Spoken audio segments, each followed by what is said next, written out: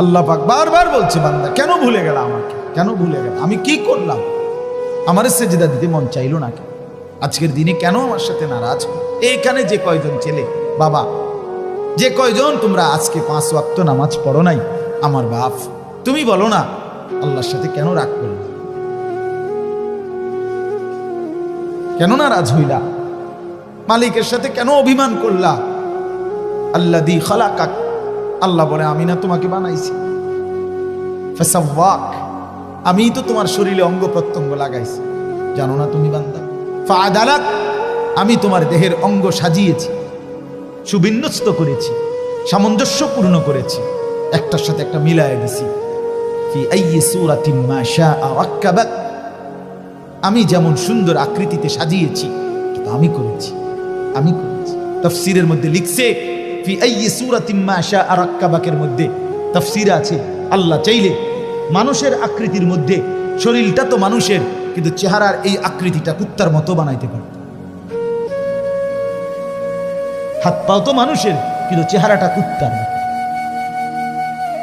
কি হতো তখন, শুকরের মতো কি হতো তখন। বন্ধু আমার, আল্লাহ তাআলা এই পৃথিবীতে বনি ইসরাইলের ইহুদি জাতির কিছু মানুষকে বানর এবং শুকর বানিয়েছিলেন কিনা, কথা বলেন না কেন, বানিয়েছিলেন কিনা। কুনু কিরাদাতান খাসিঈন, কোরআনে আছে, নিকৃষ্ট শুকর বানায় দিছি, বান্দর বানায় দিছি। আল্লাহ আমার প্রত্যেককে আমাদের হেফাজত করেন। অতএব তাওহীদ আমার জীবনের পুঁজি, আল্লাহকে না ভোলা, আল্লাহকে না ভোলা।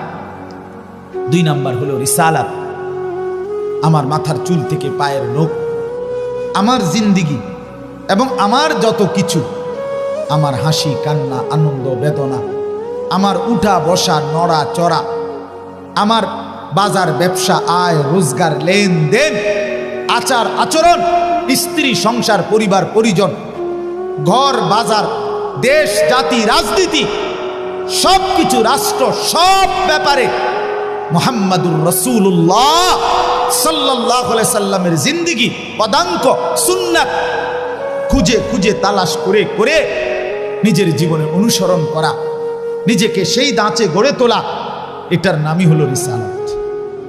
এই জন্যই মুহাম্মাদুর রাসূলুল্লাহ সাল্লাল্লাহু আলাইহি সাল্লাম আল্লাহকে যদি বলেন মাওলা আপনার পছন্দ মতো হাসতে চাই, আল্লাহ বলবে বন্ধুকে দেখো, বন্ধু যেমন হাসে ওটাই আমার পছন্দের হাসি। আল্লাহকে যদি বলেন রব্বুল আলামিন আপনার মর্জি মতো খান